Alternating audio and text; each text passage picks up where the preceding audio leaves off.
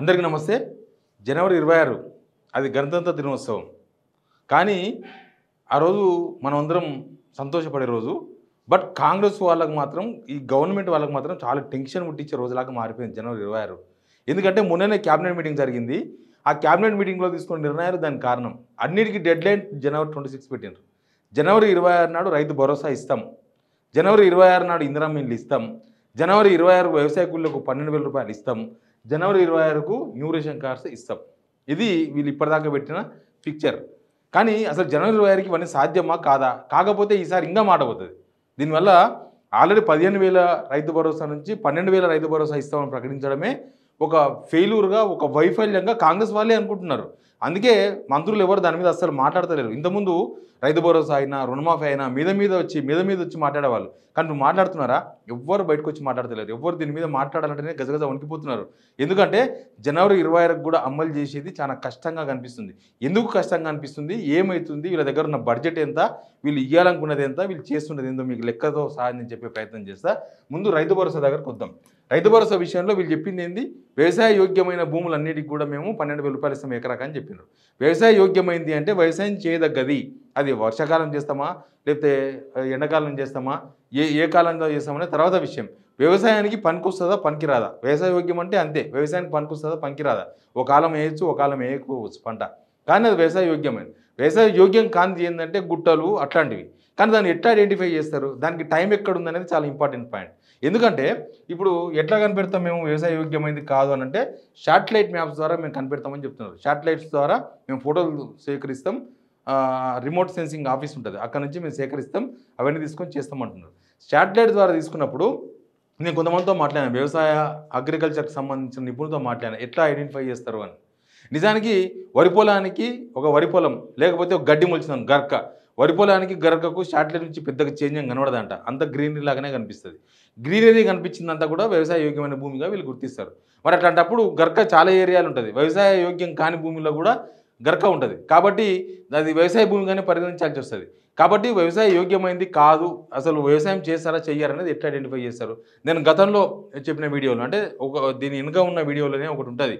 ఏంటంటే వీళ్ళు ఇప్పుడు ఫిజికల్గా సర్వే చేయించలేరు. అగ్రికల్చర్ ఆఫీసర్స్ అంతమంది లేరు కాబట్టి వాళ్ళు పోయి చేయలేరు. ఒకవేళ చేసినా కూడా వాళ్ళకి మినిమం 3 months టైం పడుతుందని చెప్తున్నారు. కాబట్టి ఆ 3 months అవుతుందా 4 months అవుతుందో లెక్క తెలియదు. 3 months అయితే జనవరి 26 మిస్ అయిపోతుంది. కాబట్టి అది ఏమవుతుందో ఏం చెప్పే పరిస్థితిలో లేదు. ఇప్పుడు ఒకవేళ రైతు భరోసా వీళ్ళు అన్నట్టు వ్యవసాయ యోగ్యమైన భూమికి ఇవ్వాలంటే 8,500 కోట్ల రూపాయలు కావాలంట. 800 కోట్ల రూపాయలు అంటే పంట వేస్తారా వేయరా లెక్క చేయకుండా జస్ట్ వ్యవసాయ యోగ్యమైన భూమికి ఇవ్వాలంటే ఈ 8,500 కోట్ల రూపాయలు ఇప్పుడు ఇవ్వడం కూడా అంత ఈజీగా లేదు. 8,500 కోట్ల రూపాయలు ఇవ్వాలి. ఇప్పుడు ఇవ్వాలంటే వీళ్ళకు 8,500 కోట్లు ఇవ్వాలి. వ్యవసాయ కూలీలు ఎంతమంది ఉన్నారు? వ్యవసాయ కూలీలు అంటే ఎవరు? ఇదంతా కూడా పెద్ద మ్యాటర్ ఉంది. ఇప్పటిదాకా ఎక్సర్సైజ్ స్టార్ట్ అయినట్టుగా గవర్నమెంట్లో ఏం కనిపిస్తలేదు. కాబట్టి అది ఏమైతే తెలియదు. అసలు రైతు భరోసా మీదనే ఇప్పటిదాకా ఏం వర్క్ స్టార్ట్ అయిందో, ఏం గ్రౌండ్ వర్క్ చేస్తున్నారో ఇప్పటిదాకా తెలియదు. శాటిలైట్ మ్యాప్స్ ద్వారా కుదరదు. అగ్రికల్చర్ ఆఫీసర్ పోయి చూసే అవకాశం లేదు. రైతుల దగ్గర నుంచి అప్లికేషన్లు తీసుకుంటే తీవ్రమైన వ్యతిరేకత వస్తుంది. కాబట్టి ఈ అప్లికేషన్ తీసుకోవద్దని చెప్పి అప్లికేషన్ డేట్స్ అని అయిపోయినాయి. అప్లికేషన్ తీసుకోవద్దని డిసైడ్ అయిపోయినారు. కాబట్టి ఇది రైతు భరోసాకు సంబంధించిన ఇష్యూ. రైతు భరోసా ఎట్లా ఫైనల్ అవుతుంది, ఏమవుతుంది, ఏం కథనో లెక్క తెలియదు. తర్వాత వ్యవసాయ కూలీలు అంటే ఎవరు? భూమి లేకుండా వ్యవసాయం కూలీలు చేసేవాళ్ళు, కూలీ పని చేసుకునే వాళ్ళంతా వ్యవసాయ కూలీలు. ఇప్పుడు ఉపాధి హామీ కార్డ్స్ దాదాపు రాష్ట్రంలో 30 లక్షల కార్డ్స్ ఉన్నాయి. వీళ్ళు ఏమంటున్నారంటే ఆ 30 లక్షల కార్డ్స్ కాదు, మేము 10 లక్షల కార్డ్స్ 10 లక్షల మందికి ఇస్తామని చెప్తున్నారు. ఈ 30 లక్షల మందిలో 10 లక్షల మందిని ఎట్లా ఫిల్టర్ చేస్తారు? వాళ్ళు ఇప్పటిదాకా ప్రాసెస్ స్టార్ట్ అయింది ఏమన్నా? ఎట్లా ఫిల్టర్ చేస్తారు? 30 లక్షల మంది ఎలిజిబుల్ దీనికి, కానీ వీళ్ళు మేము 10 లక్షల మందికి ఇస్తామని చెప్తున్నారు. 10 లక్షల మందికి ఏ రూపంలో ఇస్తారు, ఎట్లా ఏ లెక్క ప్రకారం ఇస్తారు, దానిలో ఎట్లా వడబోస్తారు, ఎట్లా దీనిలో అర్హులను తీస్తారు అనేది లెక్కలేదు. ఒకవేళ 10 లక్షల మందిని తీసిన అనుకుందాం, 10 లక్షల మంది ఇంటూ 12,000 రూపాయలు. ఒకవేళ ఈ లెక్కన 10 లక్షల మందికి 12,000 రూపాయల లెక్కన ఇస్తే దీనికి 1,200 కోట్ల రూపాయలు అవసరం. ఇప్పుడు అర్జెంటుగా 1,200 కోట్ల రూపాయలు ఇవ్వాలి వీళ్ళకి. ఇవ్వాలనుకుంటే కూడా వీళ్ళకు ఒకవేళ సగమే ఇద్దాం, 12,000 కాదు మేము ఇప్పుడు 6,000 ఇద్దాం అనుకుంటే కూడా దాదాపు దీనికి 600 కోట్ల రూపాయలు కావాలి. 8,500 కోట్లు ప్లస్ 600 కోట్లు రెండు వచ్చేసినాయి. ప్లస్ దీనిలో ఇంకా కొన్ని ప్రాబ్లమ్స్ ఉన్నాయి. ఈ పైసల విషయం మీకు మళ్ళీ చెప్తాను నేను.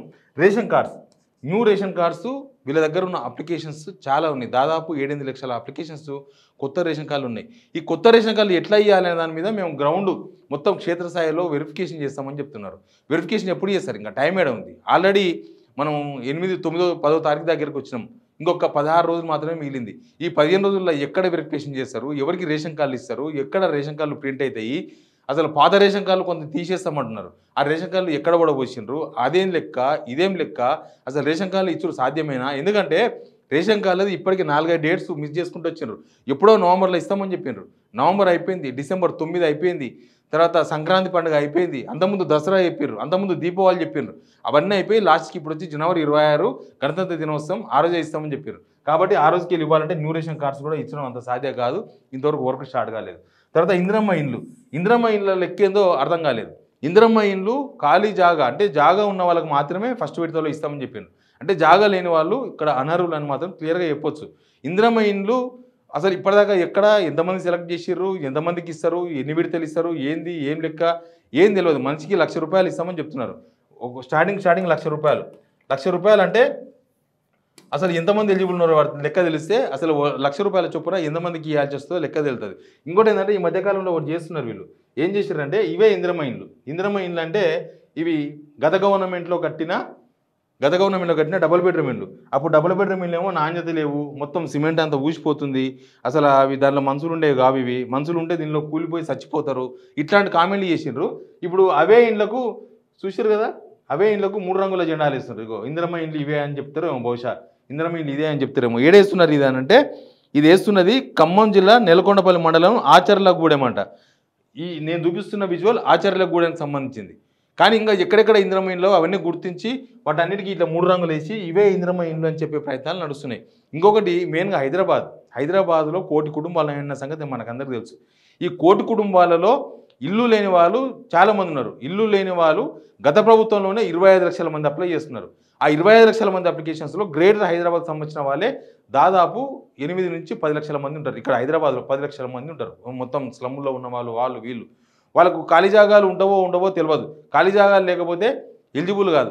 ఏదో సర్వే చేశారంట, ఈ ఇందిరమ్మ ఇళ్ళ మీద సర్వే చేశారు. నిన్న మనం చూసాం కదా, ఇందిరమ్మ ఇల్లు అప్లికేషన్ పెట్టిన వాళ్ళందరికీ వీళ్ళకి నిజంగానే ఇందిరమ్మ ఇల్లు అవసరం ఉందా లేదా, అసలు వీళ్ళకి ఇల్లు ఇవ్వాలన్నా వద్దా, అర్హులా కాదా, అసలు ఏందనే లెక్క చూసే ప్రయత్నం చేసినారు.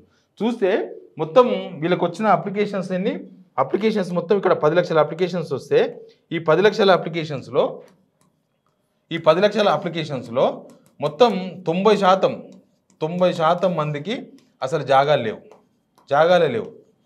మరి జాగా లేని వాళ్ళకే కదా ఇల్లు ఇవ్వాల్సింది. ఆల్రెడీ జాగా ఉన్న వాళ్ళు సప్పో చేసి కట్టుకుంటారేమో. కానీ అసలు జాగా లేని ఈ స్లమ్ ఏరియాలో ఉన్న 90% జనాలకు 10 లక్షల్లో 90% మంది అంటే దాదాపు 9 లక్షల మంది. 9 లక్షల మందికి అసలు వాళ్ళు అనర్హులు అంట. ఇంకా వాళ్ళు బస్తీలో ఉండి వాళ్ళకి జాగా లేనందుకు వాళ్ళు ఏమో కిరాయిన్లో ఉన్నారంట. వీళ్ళంతా 90% మంది కిరాయిన్లలో ఉన్నారు, వీళ్ళకి ఖాళీ జాగాలు లేవు. కాబట్టి మరి ఈ 90% మంది ఎలిజిబుల్ కారని చెప్తున్నారు. పోనీ ఆ బస్తీలో ఉన్న వాళ్ళు ఇల్లు ఉన్నాయి ఆల్రెడీ, ఆ ఇల్లు కూలగొట్టి మళ్ళీ వీళ్ళు ఇల్లు కట్టొచ్చు, అది ఖాళీ జాగా. కానీ వాళ్ళు ఇల్లు కూలగొడితే ప్రభుత్వం ఎంతవరకు ఇస్తుంది, ఏమి ఇస్తుంది, మళ్ళీ రోడ్డు మీద పడతామో అనే భయం ఆల్రెడీ బస్తీ జనాలకు ఉన్నది. కాబట్టి ఇందిరమ్మ ఇల్లు విషయంలో కూడా ప్రభుత్వానికి క్లారిటీ లేదు. ఓ పక్క ఇక్కడ చూస్తేనేమో ఇవన్నీ లెక్కలున్నాయి. దాదాపు ఇది ఒక 800 కోట్లు, ఇది ఒక 1,200 కోట్ల రూపాయలు న్యూ రేషన్ కార్డ్స్ కంటే ఇచ్చేది ఏం లేదు. కానీ టైం లేదు. తర్వాత ఇందిరమ్మ ఇల్లు లక్ష ఎంతమందికి ఇస్తారు? నియోజకవర్గానికి 4,000 మందికి అని చెప్పారు. సంవత్సరం అంటే మార్చి నుంచి మార్చికి లెక్కేద్దాం. మార్చి అంటే ఇది ఆల్రెడీ జనవరి సగంలోకి వచ్చినాం. ఇంకా 2.5 months ఉంది. 2.5 monthsలో ఎంతమందికి కాన్స్టిట్యున్సీకి 4,000 వేసుకుందాం. కాన్స్టిట్యున్సీకి 4,000 అంటే 5 సంవత్సరాలు వేసుకుందాం. 5 సంవత్సరాలు వేసుకుంటే కనీసం సంవత్సరానికి 800 వస్తుందా? 4,000 డివైడెడ్ బై 5 years అంటే ఇయర్లీ వీళ్ళు ఎంత కట్టాలి? ఇయర్లీ కాన్స్టిట్యున్సీకి 800 ఇల్లు కట్టాలి. కాన్స్టిట్యున్సీకి 800 ఇల్లు. ఇప్పుడు ఈ 2.5 monthsలో 800 ఇండ్లు సాధ్యమేనా? 800 ఇండ్లు సాధ్యమవుతుందా కాదా? కాన్స్టిట్యున్సీకి 800 ఇండ్లు అంటే వీళ్ళు ఈ ₹1,00,000 చొప్పున ఎంత లెక్క అయితే కూడా మనం లెక్కేసి అది కూడా వేద్దాం. 800 ఇండ్లు 800 ఇంటూ 1,00,000. ఈ లెక్క ప్రకారం 2.5 monthsలో 8 crores రూపీస్ ఇవ్వాలి. మొత్తం 8 crores రూపీస్ రిలీజ్ చేయాల్సి ఉంటుంది. ఇట్లా ఏ లెక్క ప్రకారం చూసినా దాదాపు వీళ్ళకు 10 నుంచి 12,000 కోట్ల రూపాయలు కావాలి. 10 నుంచి 12,000 కోట్ల రూపాయలు ఇప్పుడు అర్జెంటుగా కావాలి. ఇది 26వ తారీఖు లోపల ఇదంతా కూడా అడ్జస్ట్ చేయాలి. ఇది ఒక్కటే కాదు, మొత్తం బ్యాంక్ హాలిడేసే ఉన్నాయి. రేపు 11, 12 శనివారం ఆదివారం. తర్వాత 13 ఉంటుందేమో బ్యాంకులు, మళ్ళీ 14, 15 సంక్రాంతి సెలవులు 14, 15, మళ్ళా 16, 17 ఏదో ఉంది, మళ్ళీ నెక్స్ట్ వీక్ నేను చెప్పేది. ఆ వీక్లో 2, 3 హాలిడేస్ వస్తున్నాయి. బ్యాంక్ హాలిడేస్ మొత్తం 19వ తేదీ దాకా ఫుల్ హాలిడేస్ ఉన్నాయి, బ్యాంక్ హాలిడేస్ ఉన్నాయి. ఈ లెక్క ప్రకారం చూస్తే అసలు జనవరి 26 అవుతుందా కాదా అని కాంగ్రెస్లోనే చర్చ, ఇది గవర్నమెంట్లో జరుగుతున్న చర్చ. ఇదంతా అయ్యే పనేనా? జనవరి 26కు రైతు భరోసా ఇవ్వగలమా? జనవరి 16కు రైతు కూలీలకు మనం ఇవ్వగలమా? అసలు ఎక్సర్సైజ్ అయ్యింది ఎవరికి ఇస్తాం? రైతు భరోసా మీద ఎక్సర్సైజ్ లేదు ఇప్పటిదాకా, రేషన్ కార్డులది లెక్క లేదు, పత్రం లేదు. తర్వాత ఇందిరమ్మ ఇళ్ళ కథ నేను చూపించిన కదా, పాతిళ్ళకు రంగులేసుడే తప్ప కొత్తగా ఈ సెలెక్ట్ చేసి వాళ్ళకు ₹1,00,000 ఎంతనో ఇచ్చి ఆ జాగాలు లేని వాళ్ళకి ఏమి ఇస్తారు, జాగాలు ఉన్న వాళ్ళకి ఏమి ఇస్తారు, ఈ లెక్క కూడా తెలిసే అవకాశం లేదు.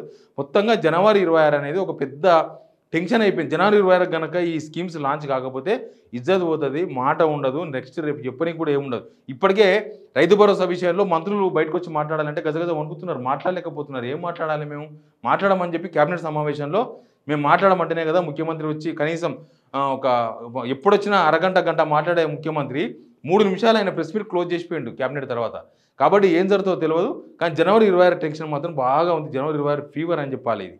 Please subscribe signal TV.